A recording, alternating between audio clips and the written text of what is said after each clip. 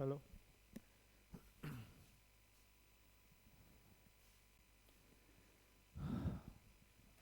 कहाँ पे थे हम लोग?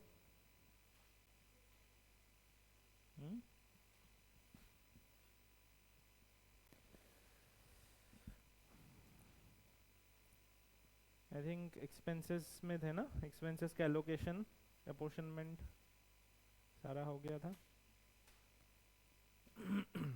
रिपीटेटिव डिस्ट्रीब्यूशन, साइमल्टेनियस इक्वेशन हो गया ना सारा। प्रैक्टिस हुआ है।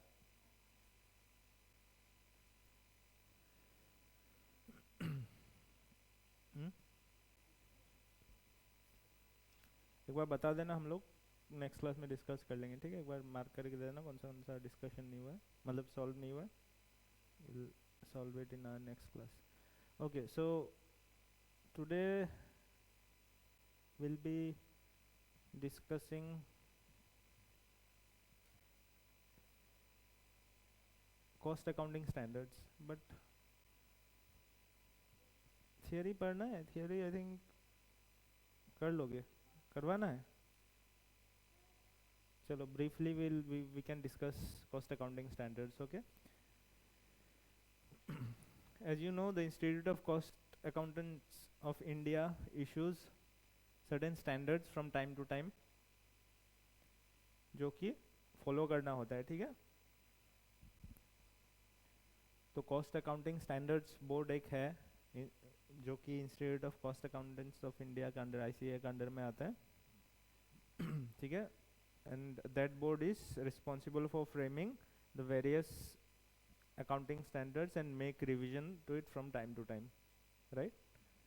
कितना है page number?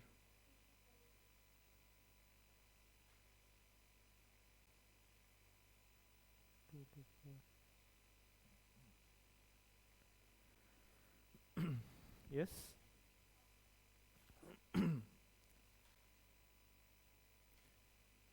So cost accounting standards board of India rules बनाते हैं, स्टैंडर्ड्स बनाते हैं। Now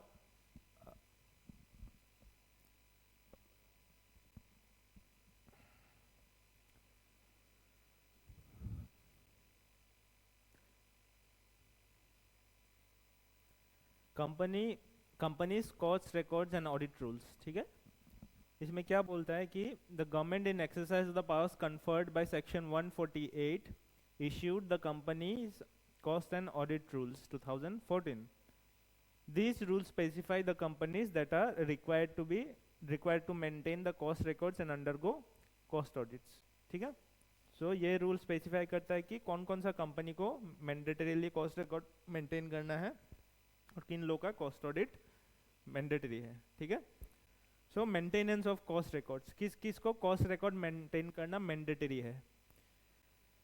Specifies the classes of the companies that are required to maintain the cost. This includes company engaged in industries such as pharmaceuticals, fertilizers, electricity generation, जो भी मतलब generally production sector में है, ठीक है? उन्हें कॉस्ट रिकॉर्ड मेंटेन करना है, बट उसका लिमिट कितना है वो हम लोग देखते हैं, ठीक है? And cost records outlines the particulars to be included. ये क्या बोलता है कि क्या क्या पर्टिकुलर्स इंक्लूड करना चाहिए, which may vary based on the industry, ठीक है? The objective is to capture the accurate information relating to cost structure of the company. Now cost audit report. Cost audit report के बारे में बोला गया है कि appointment of cost auditor, companies falling under the ambit of the rules are required to appoint a cost auditor, ठीक है? The auditor is responsible for conducting a cost audit of the records maintained by the company. And cost audit report specifies the content and form of the cost audit report, which includes observation of the on the compliance with the cost accounting records. ये जो record हम लोग maintain कर रहे हैं, ये comply हो रहा है कि नहीं, that will be shown, that will be reflected in the cost audit report, okay?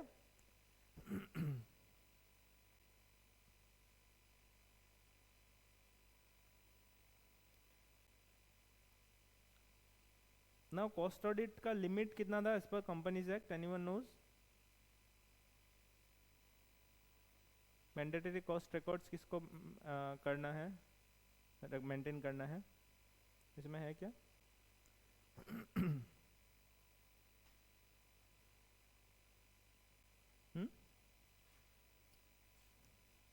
किसी को याद है? बुक में है या गूगल कर लो।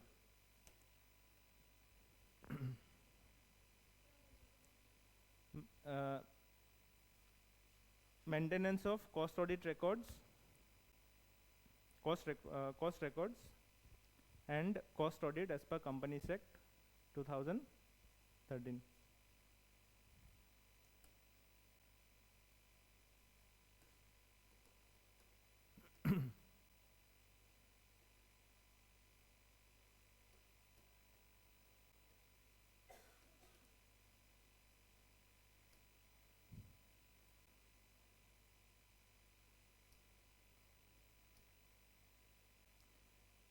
सो रेगुलेटेड सेक्टर के लिए ओवरऑल टर्नओवर, हाँ, नॉन रेगुलेटेड सेक्टर के लिए इंडिविजुअल प्रोडक्ट का टर्नओवर अगर 35 करोड़ से अबव है, और ओवरऑल टर्नओवर, क्योंकि ये रेगुलेशंस ना टाइम टू टाइम चेंज होते मतलब होते रहते हैं, ठीक है। तो थोड़ा याद रखना भी ये सब मुश्किल है।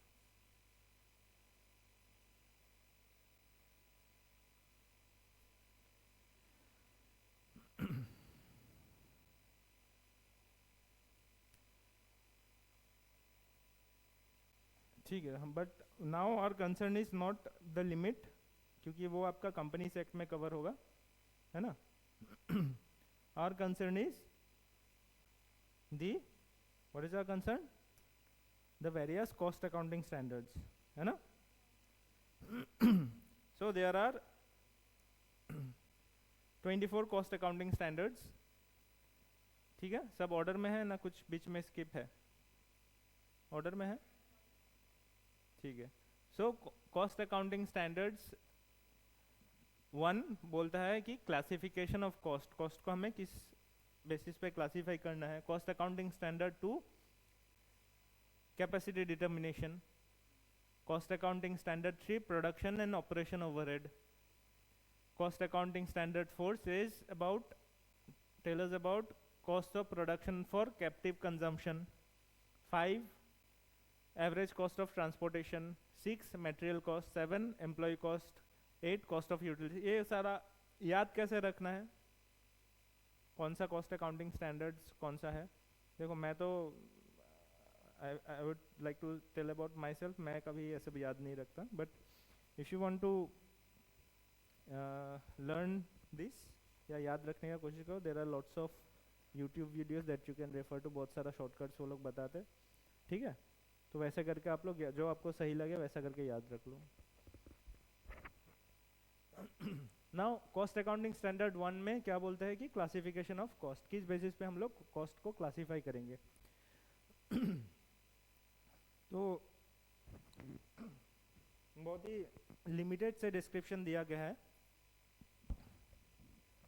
Now what is the objective of this cost accounting standard? The objective is to ensure uniformity and consistency in classification of cost, and it applies to classification, presentation and disclosure including, जैसे आपका short note बोल दिया कि cost accounting standard 1 के बारे में थोड़ा लिखो, ठीक है, 3-4 मार्क के लिए। तो आप क्या लिखोगे? The cost accounting standards 1 is to ensure the uniformity and the consistency in classification of cost for the disclosure of and presentation of the cost statements. Now what are the different classifications? जैसे हम लोग already पढ़ के आया, nature of expenses का basis पे material, employee expenses, direct, indirect, फिर क्या हो सकता है, production, administrative, distribution, research and development, fixed, variable, semi variable, this things you already know, ठीक है। तो ऐसा करिए एक शॉर्ट पैराग्राफ लिख दो कि इस बेसिस पे हम लोग कॉस्ट को क्लासिफाई कर सकते हैं, ठीक है। You need not mention this things, but you can mention this classifications, ठीक है। फंक्शन का बेसिस पे क्या क्या क्लासिफिकेशन, वो नहीं लिख के आप डायरेक्ट ये सब भी लिख सकते हो, ठीक है, अगर याद नहीं रहा तो।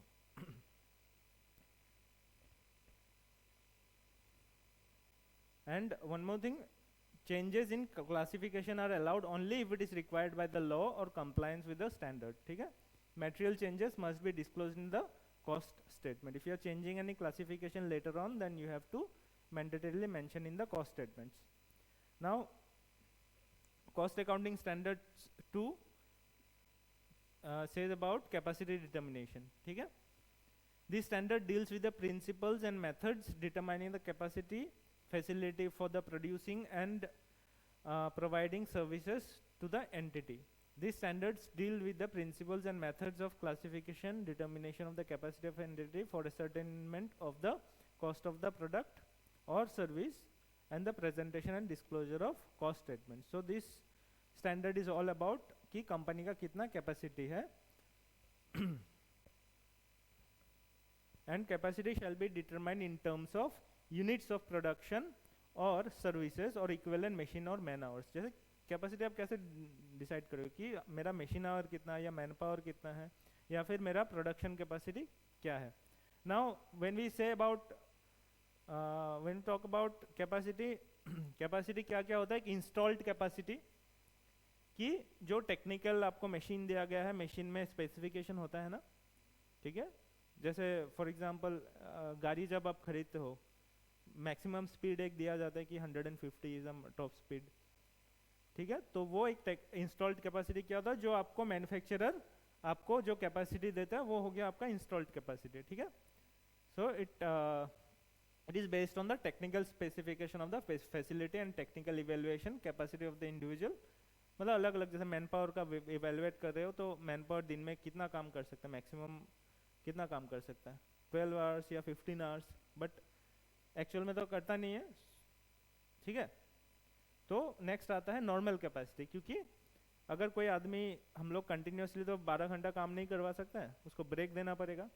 सो normal capacity is determined after suitable adjustment to the installed capacity.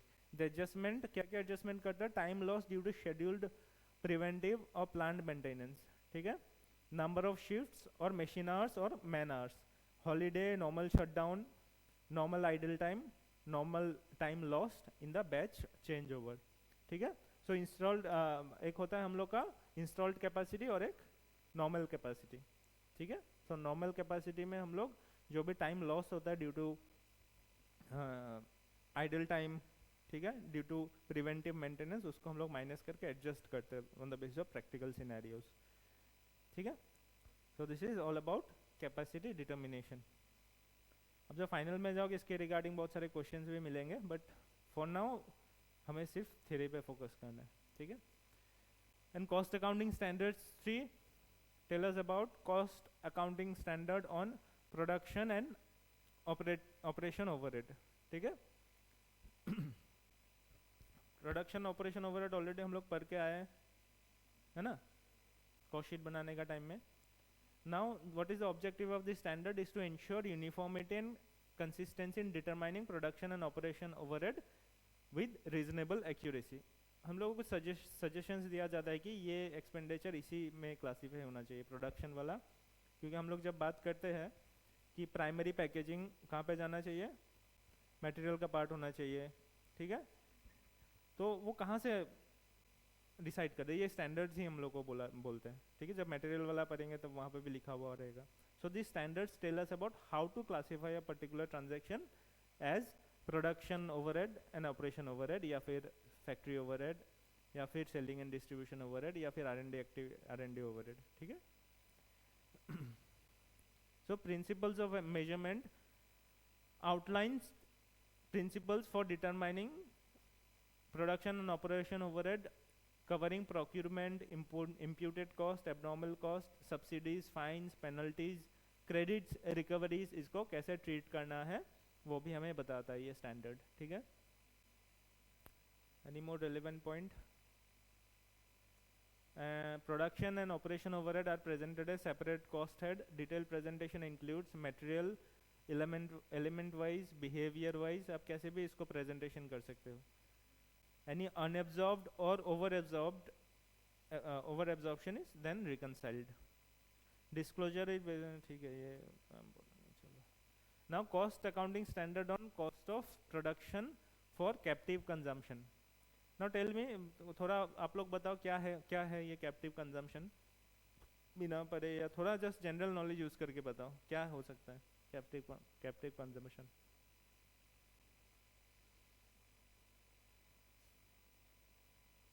What is captive consumption? ठीक है, पढ़ के बताओ।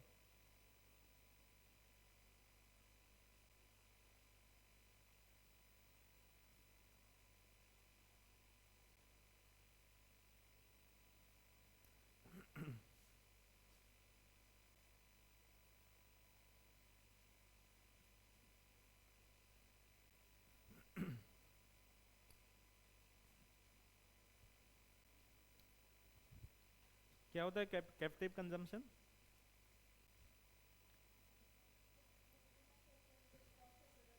होता क्या है कैप्टिव कंजम्पशन? कैप्टिव कंजम्पशन होता है इंटरनल कंजम्पशन। जैसे फॉर एग्जांपल ऑयल इंडस्ट्री का बारे में मैं बात करता हूँ।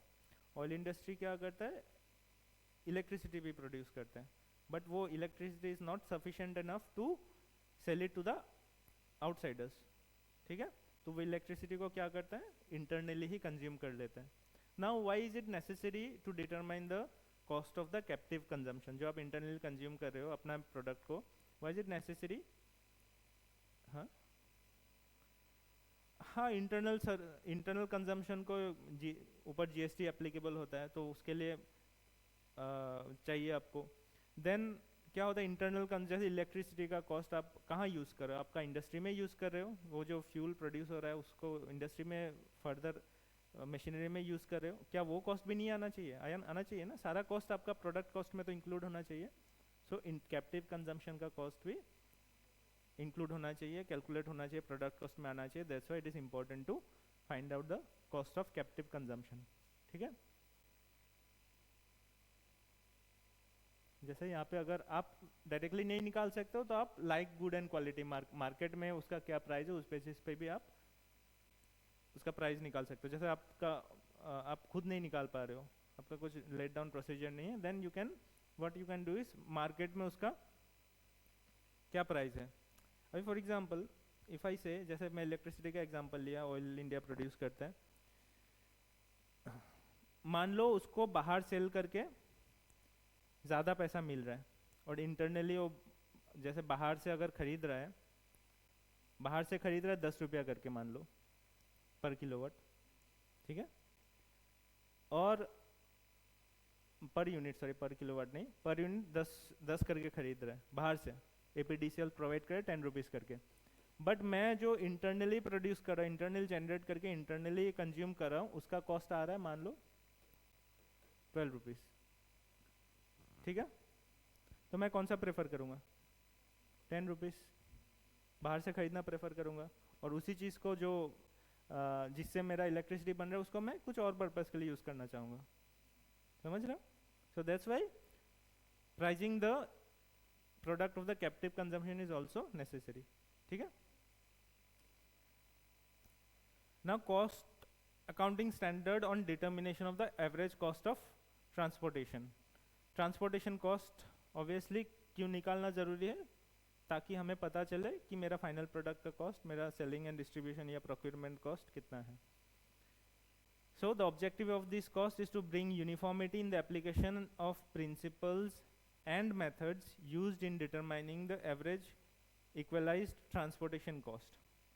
मैं काम करूँगा, इसका एक समरी नोट बना के मैं शेयर कर दूंगा। ठीक है, सब ऐसा बहुत लंबा चौड़ा लिखा हुआ, एक समरी नोट बना के अच्छा से शेयर कर दूंगा ताकि थोड़ा पढ़ने में इजी हो।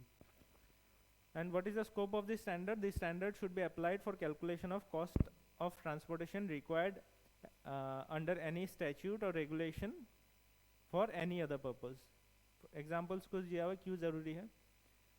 To determine the average transportation cost for claiming deduction for arriving at the assessable value of excisable goods. ठीक है, जो CIF वैल्यू निकालते हैं एक्साइसेबल गुड्स का एसेसेबल वैल्यू निकालने के लिए हमें क्या करना पड़ता है? ट्रांसपोर्टेशन कॉस्ट को एक्सक्लूड करना पड़ता है। जो लैंडिंग कॉस्ट है, ट्रांसपोर्टेशन कॉस्ट एक्सक्लूड करके जो प्राइस आता है उसमें एक्साइज कैलकुलेट होता है। ठीक है, देन इंश्योरेंस क्लेम वैल्यूएशन। ठीक है, मान लो आपका इंश्योरेंस है और आपका लैंडिंग कॉस्ट है से 1 लाख रुपया। लैंडिंग कॉस्ट मतलब आपका सामान जब आपका गोडाउन में पहुंचा वो लैंडिंग कॉस्ट हो गया। बट ये लैंडिंग कॉस्ट में आपका ट्रांसपोर्टेशन भी इंक्लूडेड है ना। मान लो ये गुड क्या हो गया, आपका वेयर हाउस में आते आते डैमेज हो गया, क्या इंश्योरेंस कंपनी 1 लाख का ऊपर प्रोवाइड करेगा आपको? इंश्योरेंस नहीं प्रोवाइड करेगा। आपका तो इंश्योरेंस किस चीज़ में था? गुड्स में ही था, ठीक है। So they what they will do is they will deduct the transportation cost and determine the insured value, है ना। देन और किस चीज़ के लिए नेसेसरी है? Working out the claim for freight subsidy under fertiliser industry coordination committee, ठीक है। वही इंडस्ट्री स्पेसिफिक कुछ कुछ रिक्वायरमेंट रहता है, दैट्स वाई ट्रांसपोर्टेशन कॉस्ट भी निकालना जरूरी है। Average administered price of freight cost element, determine of inward freight cost included or to be included in the cost of purchase attributable to acquisition, then consumption of freight included in the value of inventory for accounting of inventory, ठीक है। freight charges जैसे हम लोग क्या करते हैं, inventory में add करते हैं ना, परचेस करने का टाइम जो भी फ्रेट आता है, ठीक है। नाउ टेल मी, ये वाला पॉइंट में मैं एक चीज़ पूछता हूँ। मान लो आपका खुद का ट्रांसपोर्टेशन का मतलब वो है, जैसे फॉर एग्जांपल अगेन मैं ऑयल इंडिया का ही एग्जांपल लेता हूँ। मेरे पास पाइपलाइन है, मैं इधर में मैं प्रोड्यूस कर रहा हूँ, ठीक है। इधर में मेरा वेल है, मान लो गैस वेल है, इधर से प्रोड्यूस करके मैं ट्रांसपोर्टेशन करके मैं सेल कर रहा हूँ, ठीक है। नाउ ट्रांसपोर्टेशन का कॉस्ट अगर मुझे नहीं पता, ट्रांसपोर्टेशन का कॉस्ट अगर नहीं पता, यहाँ पे मान लो ये मेरा गोडाउन है, ठीक है, OCS है या गोडाउन है, तो अगर ट्रांसपोर्टेशन का कॉस्ट नहीं पता, मुझे यहाँ का कॉस्ट पता चलेगा? नहीं चलेगा। यहाँ पे आते आते कितना कॉस्ट हुआ नहीं पता चलेगा actually. So to determine the cost of inventory you need to know the average cost of transportation. अगर बाहर से थर्ड पार्टी से ट्रांसपोर्ट करवाया तो कोई दिक्कत नहीं, जो भी उसको पेमेंट किया वो कॉस्ट हो गया आपका, ठीक है। अगर खुद का ट्रांसपोर्टेशन है वो कैसे निकालोगे? जस्ट मुझे एग्जांपल दो इसी केस में। या फिर आप गाड़ी से मान लो गुड्स ट्रांसपोर्ट करते हो, खुद का आपका ओन्ड व्हीकल है, उसमें आप ट्रांसपोर्टेशन कॉस्ट कैसे निकालोगे? टेल मी, क्या क्या इंक्लूड होगा ट्रांसपोर्टेशन कॉस्ट में? अगर आपका खुद का व्हीकल है, खुद ही ट्रांसपोर्ट करवा रहे हो, ठीक है, आप तेल प्रोड्यूस कर रहे हो, वहाँ से आपका खुद का टैंकर है, टैंकर से आप दूसरा जगह भेज रहे हो। Now tell me what will be the transportation cost, क्या क्या इंक्लूड होगा?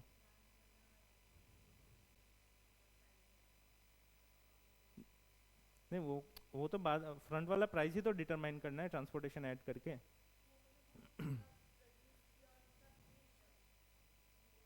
नहीं नहीं, हाँ बोलो, वही वही चाहिए मुझे। ड्राइवर का लगेगा, हाँ, पेट्रोल जो यूज़ हुआ, डीजल यूज़ हुआ उसका लगेगा, मेंटेनेंस का लगेगा, and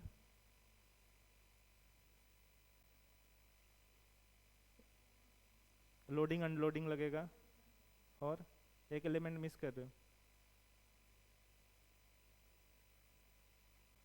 depreciation of the vehicle, है ना। Now cost accounting standard on material cost, ये हम लोग बार बार डिस्कशन ऑलरेडी बहुत बार कर चुका है, क्या इंक्लूड होना चाहिए क्या नहीं होना चाहिए मटेरियल कॉस्ट में,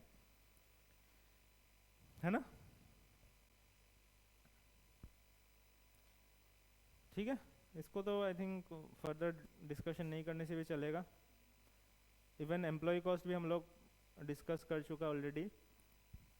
इसमें एम्प्लॉय कॉस्ट में कैसे क्लासीफाई करेंगे, कैसे abnormal idol time, normal idle time, ठीक है, इसको ट्रीट करेंगे। ओवर टाइम कैसे कैलकुलेट करेंगे, ठीक है, सारी चीज़ already we have already discussed. आप एक बार गो थ्रू कर लो एंड मैं समरी नोट भी दे दूंगा। हाँ, छोटा छोटा MCQs आता है, या शॉर्ट नोट दे देगा लिखने। आता है शॉर्ट नोट? पता नहीं मुझे, नहीं आता है। आता है, वही शॉर्ट नोट आता है। तो थोड़ा मतलब एक ओवरऑल आइडिया ले लो। If you are good at writing तो थोड़ा एक पैराग्राफ लिख दो। थोड़ा टॉपिक समझ में आना चाहिए। जैसे कॉस्ट ऑफ यूटिलिटी, उसका दो पैरा बना दो। एक ऑब्जेक्टिव क्या है इसका, ऑब्जेक्टिव सबका सेम ही है, क्या है, क्लासिफिकेशन, कुछ स्टैंडर्ड वर्ड्स है, देखो सारा में ये लिखा हुआ रहेगा, यूनिफॉर्मिटी, कंसिस्टेंसी, क्लासिफिकेशन, वैसा टाइप का कुछ स्टैंडर्ड वर्ड लिखेगा। The objective of this standard is to maintain uniformity and classification of cost, ठीक है, एंड मेंटेन कंसिस्टेंसी, वही है, ठीक है। स्कोप लिख दो और प्रेजेंट कैसे करना है, ठीक है, ऐसा टाइप का स्टैंडर्ड कुछ कुछ वर्ड लिख दो और एक इस लाइन को रिपीट कर दो एक लाइन में कि this standards deal with the cost of utilities of the product, ठीक है। देखो ऐसा ही लिखा है ना, this standard deals with the principles and methods of determining cost of utilities, same line वापस से शायद रिपीट हुआ, this standard deals with the principle and methods of classification measure, same ही है ना, थोड़ा सा मतलब एक ही चीज को दो लाइन करने के लिए जबरदस्ती लिख दिया है। Okay, now what is cost of utilities? Utilities क्या होता है? जो छोटा छोटा पार्ट्स, स्पेयर पार्ट्स होता है, नट बोल्ट्स हो गया, फिर लूब ऑयल हो गया, सो दीज आर यूटिलिटीज। वो मटेरियल नहीं है आपका, वो छोटा छोटा स्पेयर पार्ट्स है जो आपको प्रोडक्शन प्रोसेस में जरूरी होता है, ठीक है। सो इसका ही हम लोग क्या करते हैं, क्लासिफिकेशन। स्कोप में क्या लिखना है, यूनिफॉर्मिटी कंसिस्टेंसी मेंटेन करना है। और आप स्कोप में क्या लिखोगे, this standard shall apply to cost statements which require classification, measurement, assignment, presentation, disclosure. क्या क्या? Classification, measurement, assignment, presentation and disclosure. ये स्टैंडर्ड वर्ड्स मेंशन याद रख लो, सारा में कोई भी शॉर्ट नोट आए यही चिपका देना। क्या लिखना है, पहले ऑब्जेक्टिव लिखना है, पहले बात तो पहले एक लाइन लिखना है कि this standards deal with the principles and methods of cost of determining the cost of utilities. फिर ऑब्जेक्टिव लिखना है, ऑब्जेक्टिव में the objective of this standard is to maintain uniformity and consistency, ठीक है। फिर स्कोप में क्या लिखना है, the scope of this standard extends to classification, measurement, assignment, presentation and disclosure। ये स्टैंडर्ड वर्ड याद रख लो, ठीक है, सारा में यही चिपका देना। समझ आया क्या होता है यूटिलिटीज? बेसिक कंसेप्ट आपको समझ में आना चाहिए बस।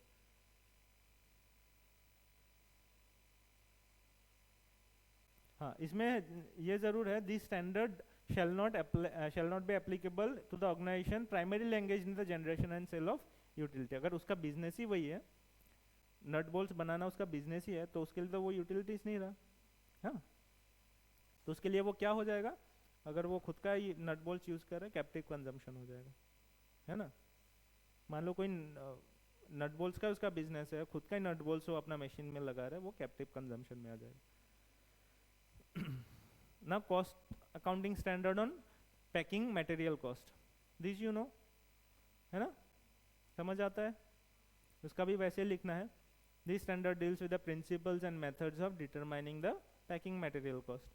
फिर वापस से वही यूनिफॉर्मिटी, कंसिस्टेंसी और classification, measurement, assignment, presentation and, हाँ सेम ही लिख दो, कुछ एडिशनल खुद से ऐड करना चाहो तो वो भी कर दो, इसमें क्रिएटिविटी अपना लगा देना जितना है। डायरेक्ट एक्सपेंसेस, कुछ बोलने का जरूरत है, you know what is direct expenses, ठीक है, एक बार गो थ्रू कर लेना। एडमिनिस्ट्रेटिव ओवरहेड, यू नो, इसमें वही है, स्कोप में classification, measurement, assignment, presentation, disclosure, objective में यूनिफॉर्मिटी, कंसिस्टेंसी। हाँ, थोड़ा एग्जांपल्स दे देना बढ़िया से, एग्जांपल्स आता है तो और भी अच्छा है ना। ना प्रिंसिपल्स ऑफ मेजरमेंट क्या है इसमें, administrative overhead represent the cost of shared services, infrastructure and general management. Administrative overhead कौन सा होता है, cost of shared services, common services जो होता है ना। It involves employ cost, utilities, office supplies, legal expenses. मतलब क्या अगर आइडिया है क्या क्या उसमें आता है वो भी लिख देना, जैसे कॉस्ट ऑफ यूटिलिटीज में स्पेयर पार्ट्स, ठीक है, डे टू डे मतलब एक्टिविटीज के लिए रन करने के लिए जो आपको यूटिलिटीज या वही टूल्स चाहिए होता है। अगर आइडिया है थोड़ा ऐसा ऐसा एग्जांपल लिख दो, जैसे यहाँ पे एग्जांपल्स लिखा हुआ है ना। Repairs and maintenance, again repairs and maintenance क्या होता है, जो मशीन्स या आपका फिक्स्ड एसेट्स है वो मेंटेन करने के लिए जो आपको आपका खर्चा होता है वही है। अगेन सेम लैंग्वेज रिपीट कर देना, ठीक है। Cost accounting standard on cost of service cost centre, service cost centre मतलब जो सर्विस डिपार्टमेंट है, ठीक है। इसका कुछ एग्जांपल्स है? नहीं है, उसका 2 लाइन में ख़त्म। हाँ, वही इसको जैसे हम लोग अभी रिसेंटली करके आए ना, कैसे डिस्ट्रीब्यूट करना है प्रोडक्शन कॉस्ट सेंटर में, ओवरहेड्स को कैसे डिस्ट्रीब्यूट करना है, सर्विस सेंटर का कॉस्ट को मेन प्रोडक्शन कॉस्ट में कैसे डिस्ट्रीब्यूट करना है, वही सब है इसमें, ठीक है। कैसे क्लासीफाई करना है, उसमें जैसे 3 चीज़ था ना, एलोकेशन, एब्जॉर्प्शन एंड, और क्या था,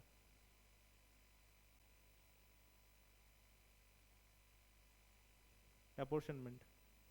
तो वही सब चीज़ लैंग्वेज थोड़ा इधर लिख देना कि ओवरहेड कॉस्ट या cost of service centre is distributed in the product cost on the basis of 3 methods, ऐसा लिख दो।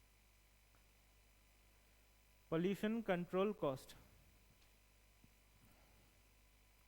क्या है पोल्यूशन कंट्रोल कॉस्ट? हाँ बस वही है। पोल्यूशन कंट्रोल करने के लिए जो कॉस्ट खर्च होता है वो उसको भी क्लासीफाई करना है, समराइज करना है, मेजर करना है, प्रेजेंट करना है, डिस्क्लोज करना है। क्यों डिस्क्लोज करना है? क्योंकि सरकार को चाहिए होता है अपने टुवर्ड्स पोल्यूशन कंट्रोल कितना खर्चा किया है, ठीक है। सेलिंग एंड डिस्ट्रीब्यूशन ओवरहेड हो जाएगा।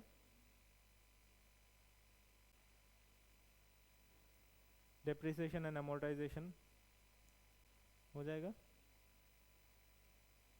इंटरेस्ट एंड फाइनेंसिंग चार्जेस, हाँ क्यों नहीं होगा?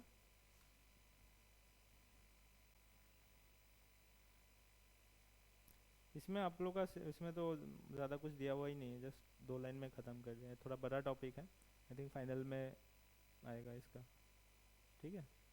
तो बिकॉज ज़्यादा कुछ दिया हुआ नहीं है, हम लोग डिस्कस भी नहीं करते इसमें। जैसे आपका whether to include in the product cost और नॉट, ठीक है, तो वो सब चीज़ थोड़ा सा देखना होता है। Cost accounting standard on research and development, ये भी 2 लाइन में ख़त्म कर दिया। क्या क्यों ही दिया है, मतलब इसे क्या मतलब नॉनसेंस।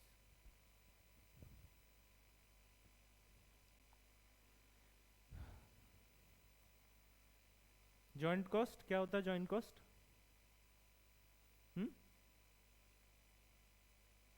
क्या होता है? जॉइंट कॉस्ट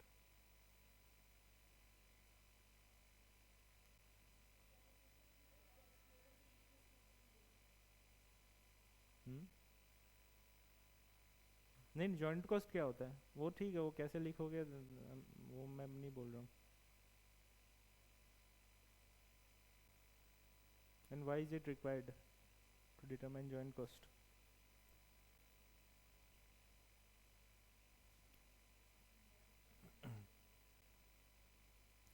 मान लो आपका ये एक वेल है, ठीक है, जिससे आप फ्यूल प्रोड्यूस मतलब क्रूड ऑयल प्रोड्यूस कर रहे हो, ठीक है। इससे क्या निकल रहा है? Crude oil. क्रूड ऑयल जाता कहाँ है? रिफाइनरीज में जाता है। रिफाइनरी से क्या प्रोडक्ट निकलता है? मेजर प्रोडक्ट क्या है? पेट्रोल, हाँ, फिर डीजल, फिर गैस, ठीक है। और सब प्रोडक्ट्स, पेट्रोलियम प्रोडक्ट्स, बहुत सारा मेकअप किट्स वगैरह निकलता है, बहुत सारा कुछ निकलता है। नाउ ये जो रिफाइनरीज तक जाता है, ठीक है, रिफाइन जैसे सपोज यहाँ पे जो एक्सट्रैक्शन किया है ज़मीन से, जो तेल निकाला है वो ऑयल इंडिया लिमिटेड ने निकाला है, लेकिन ऑयल इंडिया लिमिटेड का अपना रिफाइनरी नहीं है, ठीक है। तो वो क्या करेगा? ये भेजेगा IOCL को, ठीक है। IOCL अभी इससे सपोज एक्स अमाउंट में परचेज किया, ठीक है, वो यहाँ पे अब खुद प्रोसेस करेगा। मान लो वाई अमाउंट प्रोसेस किया, वाई अमाउंट खुद से लगाया, ठीक है। तो बिफोर स्प्लिटिंग ऑफ कॉस्ट की टोटल कितना हो गया? एक्स प्लस वाई, इसको कहा जाता है जॉइंट कॉस्ट, ठीक है। जो भी बिफोर रिफाइनिंग जो आपका क्रूड का जो कॉस्ट है वो जॉइंट कॉस्ट, फिर आप उसको अलग अलग कर दिया, पेट्रोल कर दिया, डीजल कर दिया, गैस कर दिया, ये इसको कहा जाता है सेपरेट कॉस्ट, ठीक है, सब्सिक्वेंट कॉस्ट। यहाँ पे मान लो x प्लस वाई था, क्या ये x पेट्रोल जो बना है सब्सिक्वेंटली x प्लस वाई पूरा का पूरा आएगा? नहीं आएगा ना, ये कॉस्ट क्या हो जाएगा, स्प्लिट हो जाएगा। ठीक है, अंडरस्टूड? ये हम लोग जब जॉइंट कॉस्टिंग एक आई थिंक चैप्टर ही है वो करेंगे तो थोड़ा बेटर आपको समझ आएगा। ठीक है, सो जो प्राइमरी प्रोडक्ट होता है, जैसे मैंने बताया पेट्रोल, डीजल, गैस, ये सब क्या है, प्राइमरी प्रोडक्ट है। कुछ कुछ स्लज निकलता है, या जो अलकतरा जो बोलते हैं वो सब भी निकल सकता है, वो सब क्या होगा, बाय प्रोडक्ट हो गया। ठीक है, उसका उतना वैल्यू नहीं रहता है।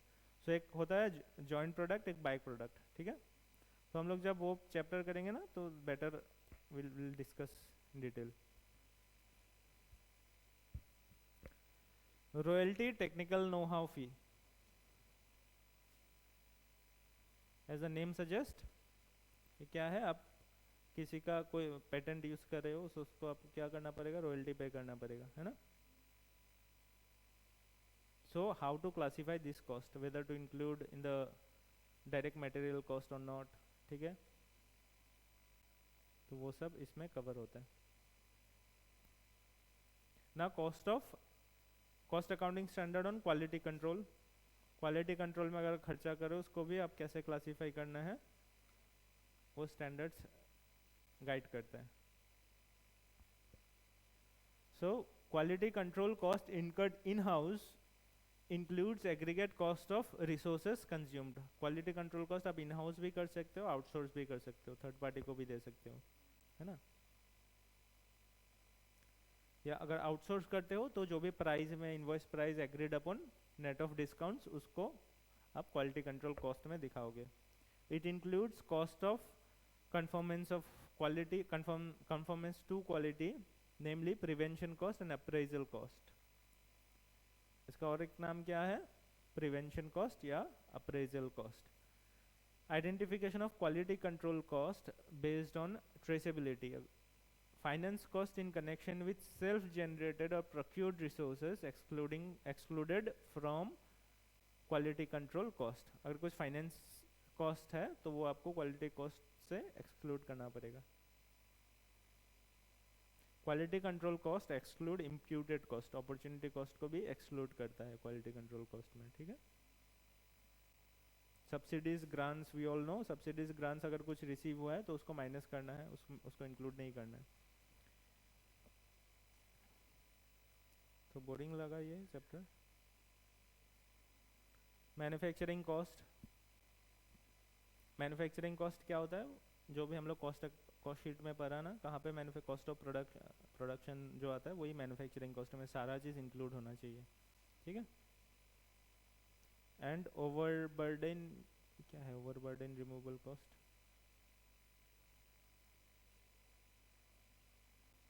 देखो ये पढ़ के क्या ही समझ आएगा, मैं भी नहीं पढ़ा है ओवरबर्डन रिमूवल कॉस्ट। कम से कम थोड़ा तो एक्सप्लेन कर दो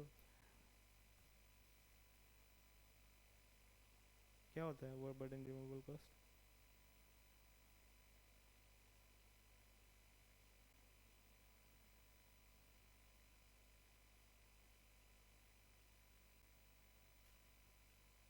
ज़्यादा बर्डन दे रहे हो उसको कम करने का क्या,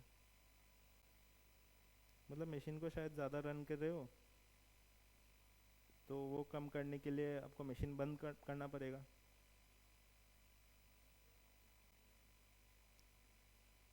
अच्छा,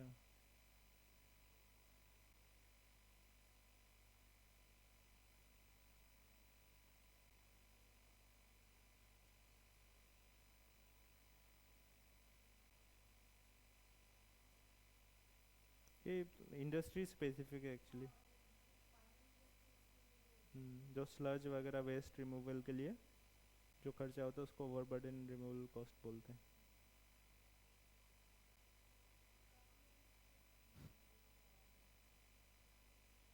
हाँ,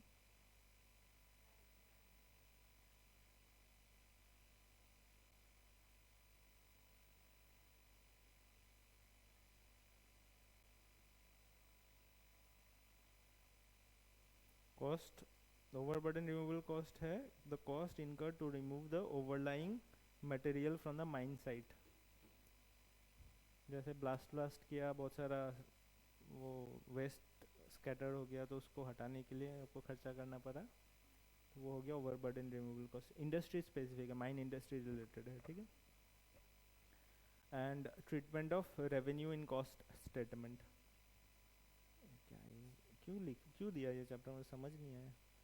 रटा रटा मरवाने के लिए।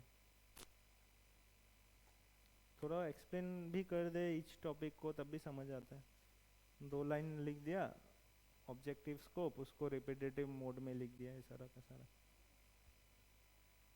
आता है शॉर्ट नोट आता होगा, 1-2 जिसमें थोड़ा डिस्क्रिप्टिव लिखा हुआ है वो सब से आता होगा।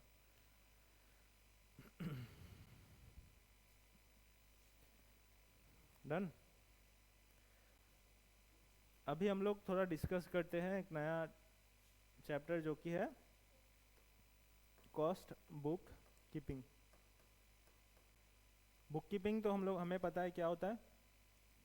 फाइनेंशियल बुक कीपिंग जो जर्नल हम लोग बनाते हैं उस वही है ना, डेबिट क्रेडिट, वो तो हम लोग को पता ही है, हम लोग करते आ रहे हैं।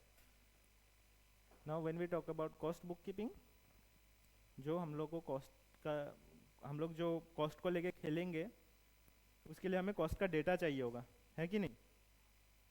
तो डेटा कहाँ से आएगा? डेटा आएगा जब हम लोग उसको रिकॉर्ड करेंगे, है ना। रिकॉर्ड कैसे करेंगे? थ्रू बुक कीपिंग, ठीक है ना। बुक कीपिंग में 2 तरीका है। क्या क्या तरीका है? एक है नॉन इंटीग्रेटेड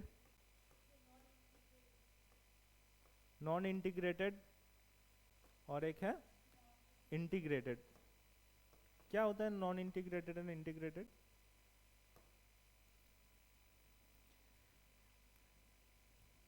नॉन इंटीग्रेटेड में हम लोग जो फाइनेंशियल अकाउंटिंग है वो भी मेंटेन करते हैं और कॉस्ट अकाउंट भी मेंटेन करते हैं, ठीक है। फाइनेंशियल अकाउंट का भी रिकॉर्ड मेंटेन करते हैं और कॉस्ट अकाउंटिंग का भी अलग से जर्नल एंट्री करते हैं, 2 एंट्री करते हैं, ठीक है। बट इंटीग्रेटेड अकाउंटिंग में जो एक तरीका से बोल सकते हो फाइनेंशियल अकाउंट और कॉस्ट अकाउंट को कंबाइन करके रिकॉर्ड करते हैं। ये दोनों को हम लोग कंबाइन कर लेते हैं, ठीक है।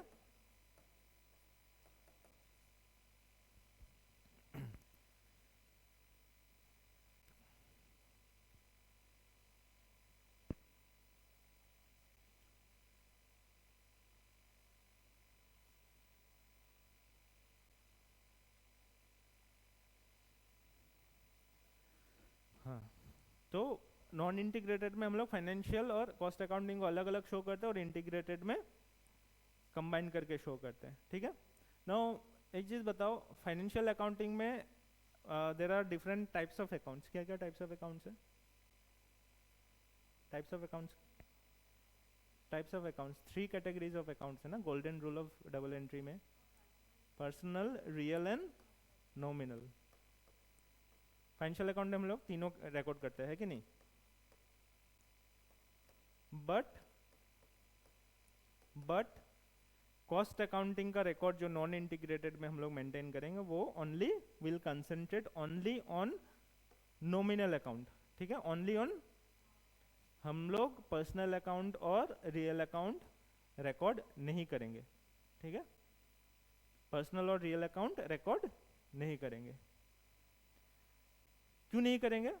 क्योंकि नॉन इंटीग्रेटेड अकाउंट में we are only concerned about cost, ठीक है। आप किससे खरीदा, कहाँ से खरीदा, कैश में खरीदा, क्रेडिट में खरीदा, वो सब मेरे लिए रेलेवेंट नहीं है।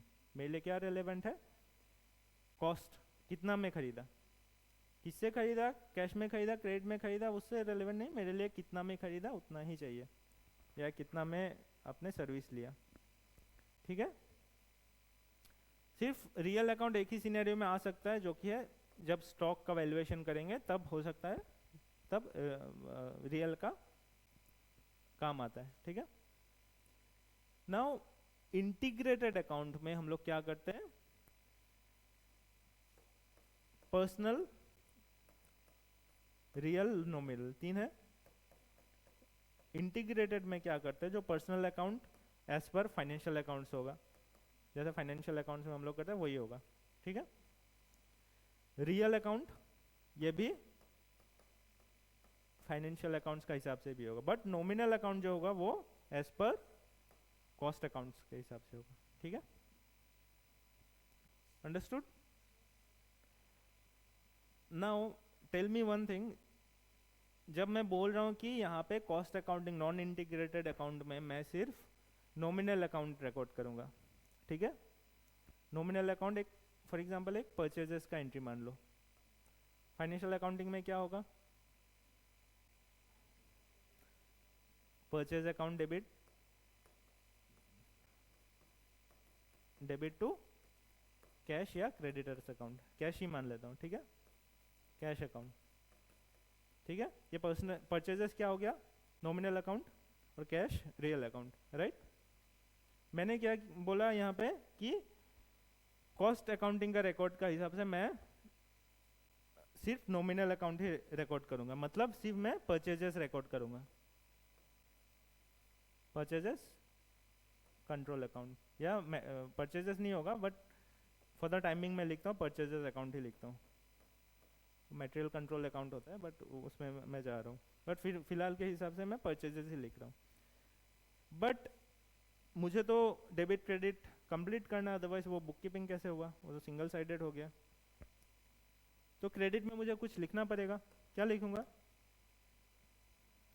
जनरल लेजर, ये सारे जो पर्सनल रियल अकाउंट है उसका जगह में मैं जनरल लेजर एडजस्टमेंट अकाउंट लिखूंगा, ठीक है। क्या लिखूंगा,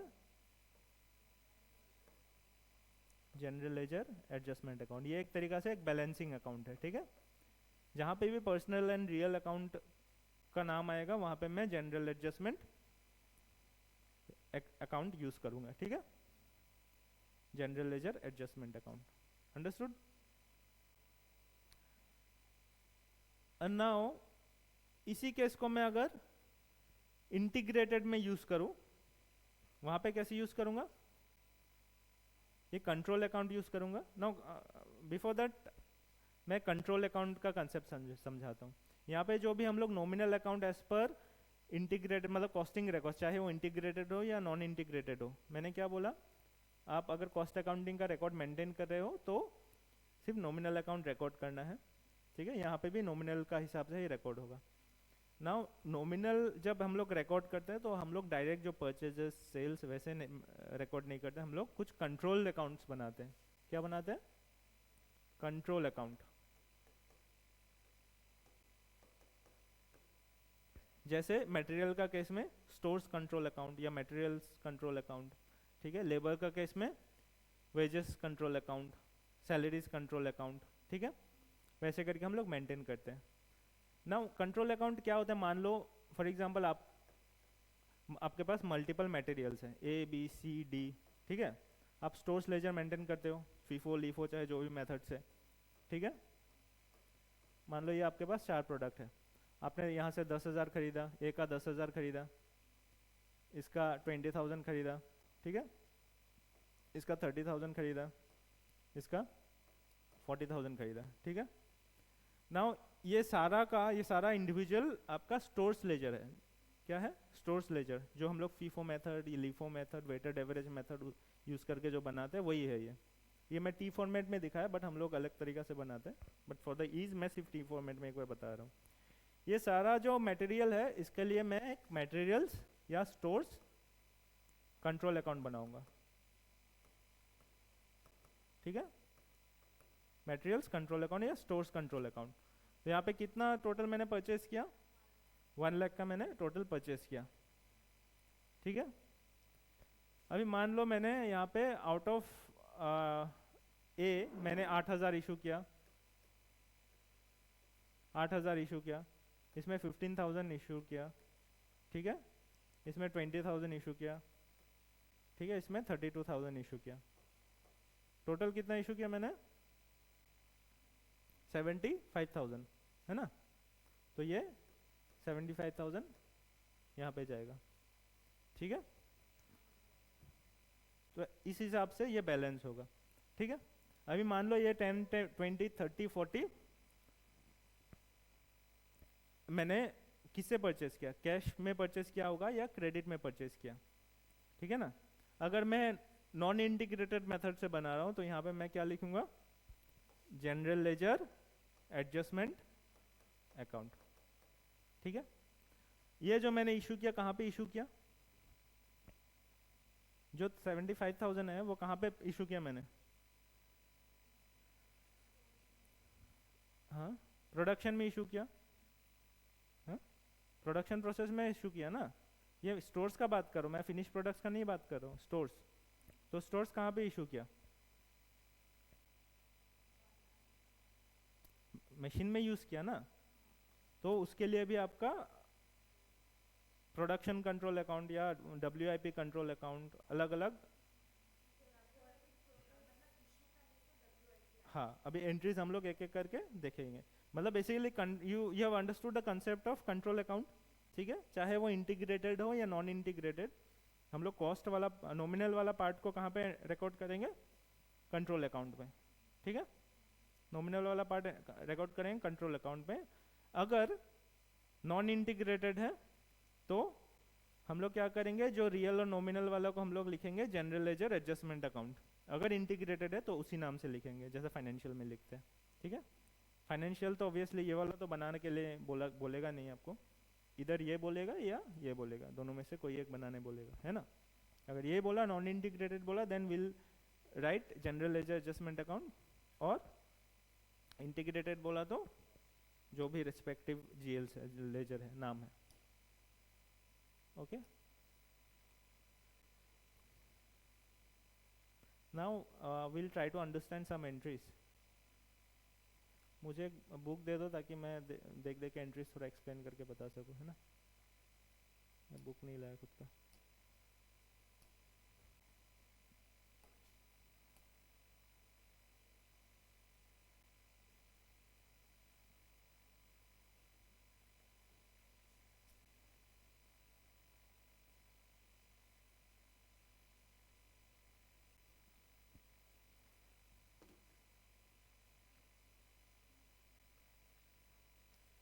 एक ही मेथड दिया है क्या आपका, एक ही दिया है।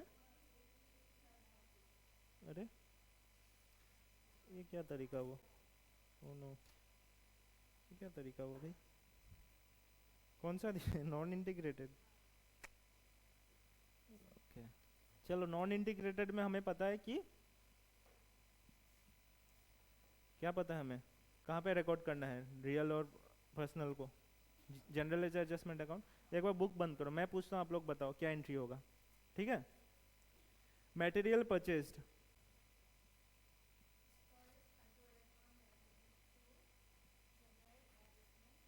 जनरल लेजर एडजस्टमेंट अकाउंट, ठीक है। स्टोर्स लेजर कंट्रोल अकाउंट क्या होगा, डेबिट होगा। General ledger adjustment account credit होगा, ठीक है। देखो कुछ अकाउंट्स आप याद रख लो, ठीक है।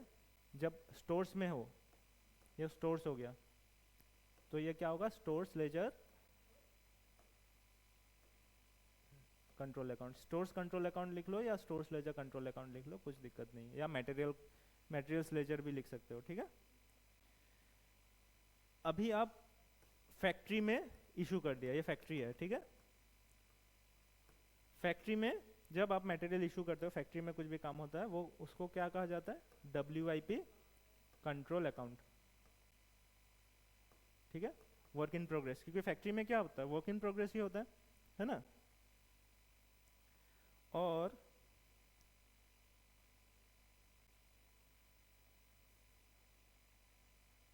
वेजेस, अगर मैन पावर का है तो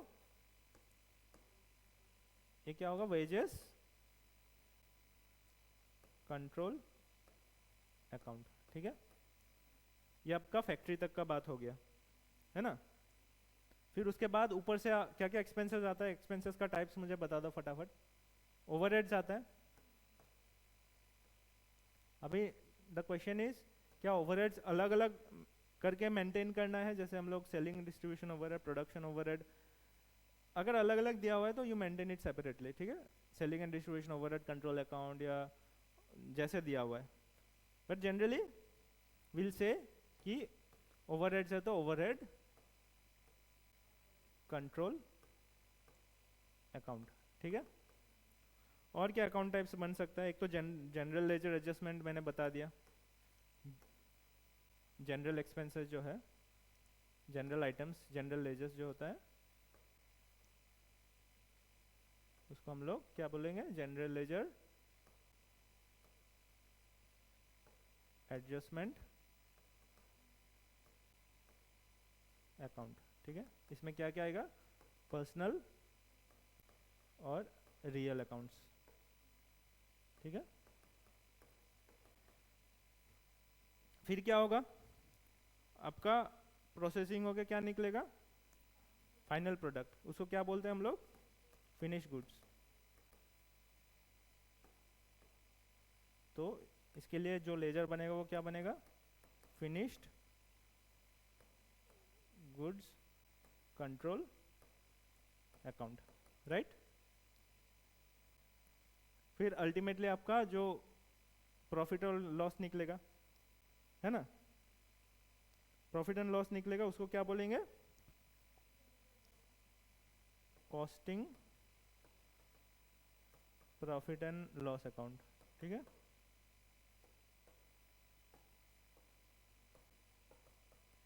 ठीक है, बस यही सारे मोस्टली यही सारे एंट्रीज हैं।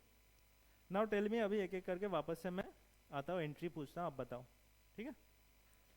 एक तो बता दिया मटेरियल परचेज क्या करना है, stores ledger control account debit करना है, और क्रेडिट क्या करना है, general ledger adjustment account. Now material purchased for a special job,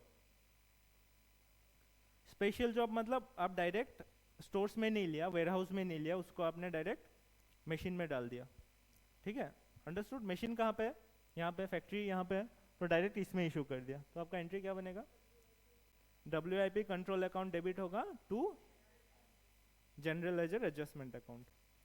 for issue of material to production department, आपने क्या किया, यहां से यहां पे इशू किया प्रोडक्ट, आपने क्या किया, प्रोडक्ट इशू किया। फाइनेंशियल अकाउंट में कुछ एंट्री आता है इशू करने से, फाइनेंशियल अकाउंट में एंट्री आता है, नहीं आता है, कुछ एंट्री नहीं आता है, आपका इंटरनल स्टॉक मूवमेंट हो रहा है उसके लिए एंट्री नहीं होता है, ठीक है। बट कॉस्ट अकाउंटिंग में आएगा, क्या एंट्री आएगा, वर्क इन प्रोग्रेस में आ रहा है ना, हाँ, work in progress control account debit होगा, और स्टोर्स लेजर, ये इससे आपका रिड्यूस होगा ना, आप जब परचेस किया यहाँ पे एंट्री किया, इसको डेबिट किया था ना, अभी जब यहाँ से इशू कर रहे हो इसको क्रेडिट करना पड़ेगा, कम करना पड़ेगा, ठीक है। एंट्री क्या बनेगा, WIP कंट्रोल अकाउंट डेबिट होगा, stores ledger control account credit होगा, ठीक है। नाउ फॉर, ये तो मैंने बताया कि डायरेक्ट मटेरियल जब इशू किया आपने प्रोडक्शन डिपार्टमेंट को, अगर इनडायरेक्ट मटेरियल इशू किया प्रोडक्ट डिपार्टमेंट को, इनडायरेक्ट मटेरियल कहाँ पे आता है, इसमें आता है, ठीक है। तो क्या एंट्री बनेगा, WIP कंट्रोल डेबिट होगा टू ओवरहेड कंट्रोल अकाउंट,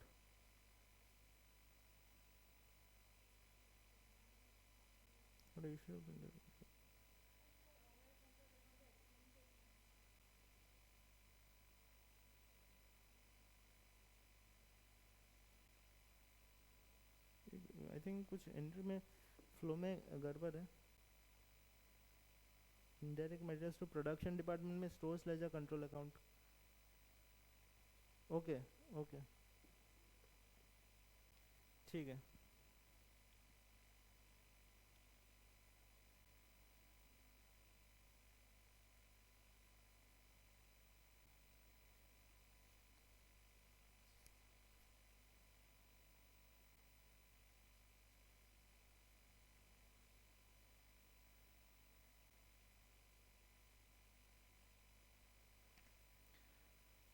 यहाँ पे एक चीज समझने का जरूरत है, जो स्टोर्स लेजर कंट्रोल अकाउंट बनाते हैं हम लोग, वहाँ पे direct as well as indirect materials both are included.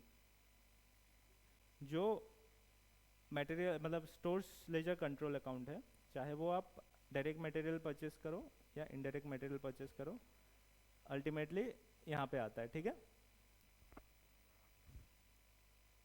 ठीक है।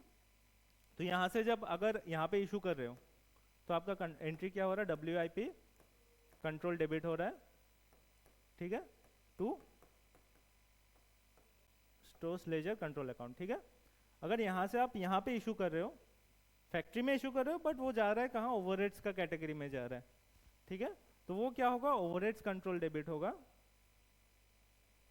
ओवरहेड्स कंट्रोल डेबिट होगा टू स्टोर्स लेजर। ठीक है, एक में पहले आपने क्या किया था, डायरेक्ट प्रोडक्शन में इशू किया, और दूसरा में आपने ओवरहेड्स को इशू किया। ठीक है, कहाँ से इशू किया, stores.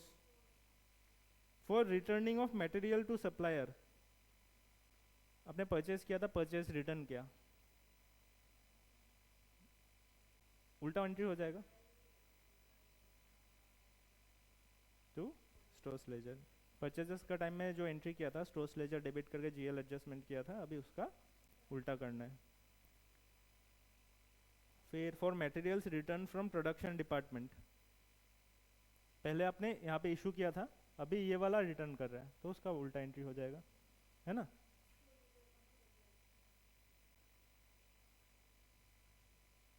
For total salary and wages paid, wages control account debit, हाँ हाँ। For recording of direct expenses, कुछ अगर डायरेक्ट एक्सपेंसेस हुआ, डायरेक्ट एक्सपेंसेस कौन सा में होगा, यहाँ पे डायरेक्ट होगा, है कि नहीं। तो WIP कंट्रोल अकाउंट डेबिट होगा टू जनरल लेजर एडजस्टमेंट। ठीक है, अगर आप डायरेक्ट एक्सपेंसेस इनकर कर रहे हो तो वो क्या होगा, वर्क इन प्रोग्रेस में इंक्लूड होगा, वर्क इन प्रोग्रेस कंट्रोल में इंक्लूड होगा, और किसको पे कर रहे हो, किसी थर्ड पार्टी को ही पे कर रहे हो, तो ऑब्वियसली जनरल लेजर एडजस्टमेंट। काम करते हैं, नेक्स्ट क्लास स्टार्ट होने वाला है, सो अगला क्लास के लिए छोड़ देते हैं। ठीक है, नेक्स्ट क्लास में एक क्वेश्चन करके ये टॉपिक भी खत्म होगा अपना। Thank you.